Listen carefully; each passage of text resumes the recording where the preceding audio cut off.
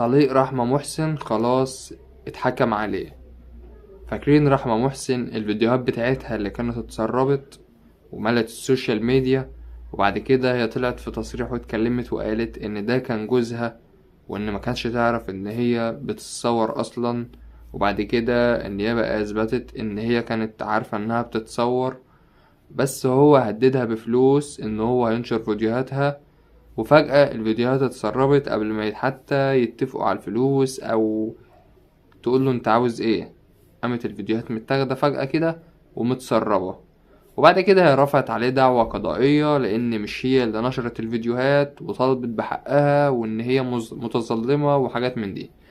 فطبعا طول الفترة دي في طبعا نيابة بتحقق، وفي ملابسات، وفي تحقيقات، وفي دلائل، لحد ما وصلوا ان طليق رحمة محسن فعلا كان مورطها في الموضوع ده، وان هو شال الليلة. وحاليا هو اتقبض عليه و... وعلى ذمة التحقيق لمدة 4 أيام، لحد ما هيتحكم عليه وهتمشي قضية. بس تخيلوا كده ان ممكن القضية دي تاخد كام سنة، او ممكن في العادي او في الطبيعي بتاخد كام سنة، او ممكن تبقى يدفع تعويض للدولة، يدفع تعويض لطليقته رحمة محسن. مش عارف هو المفروض إيه اللي بيحصل في الحالات اللي زي دي. بس خلاص الحياة بانت وكرامتها تردت لها تاني. بس بعد ايه؟ وخلاص الفيديو اتنشر والعالم كله اتفرج عليه كمان. بس مش بإيديها يعني. زي ما أثبت إن هي ما كانش لها ذنب ولا لها دور في التصوير، وده كان جوزها. وده يعني إيه، عادي من الطبيعي إن أي ست متجوزة هيحصل كده ما بينها وما بين جوزها.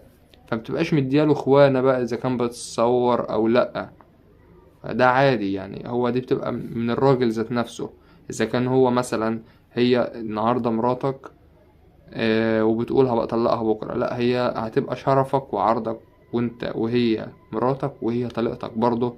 لان في يوم من الايام كانت معاك، وكانت في حضنك، وكانت تحت اسمك، وكانت في بيتك وفي امانك. انت الستر والغطا عليها، وتفضل ستر وغطا عليها لحد اخر يوم في عمرك. وهحكي لكم حكايه صغيره كده. كان في مره 2 مختلفين مع بعض، زوج وزوجة. قالت له خلاص احنا كده نتطلق. قال لها تمام. ففضل اهلها واهله يزنوا عليه عشان عايزين يعرفوا سبب الطلاق، انت ليه بتطلقها؟ قال لهم دي مراتي، وما ينفعش ان انا اتكلم عليها مع حد او اطلع اسرارنا لاي حد، ايا كان بقى انت تبقى ايه من قرايبي. تمام. قالوا له ماشي، انت راجل كويس وجدع ورجولة يعني، موقف رجولي. قام جاي مطلقها. بعد ما طلقها، تعالى بقى يا عم، انت دلوقتي يا بقت طليقتك اهي، فعادي بقى مش شرفك اتكلم براحتك ولا عرضك، انت ليه طلقتها؟ قال لهم والله هي دي ست غريبة عني، ماليش ان انا اتكلم في خصوصياتها، وماليش علاقة بيها او ان انا اجيب في سيرتها او اتكلم عليها. يعني في كلتا الحالات طلع راجل للنهاية. ايه رأيكم في الحكاية دي؟ وايه رأيكم في اللي حصل اول مرة؟ لو اول مرة تشوفوني، اتمنى ان انتوا تعملوا اشتراك وتفعلوا زر الجرس عشان يوصل لهم كل جديد، ولايك على الفيديو يوصل على في الكومنتات، ولو انتوا تعرضتوا لموقف زي ده هتحلوها ازاي. والسلام عليكم ورحمة الله وبركاته.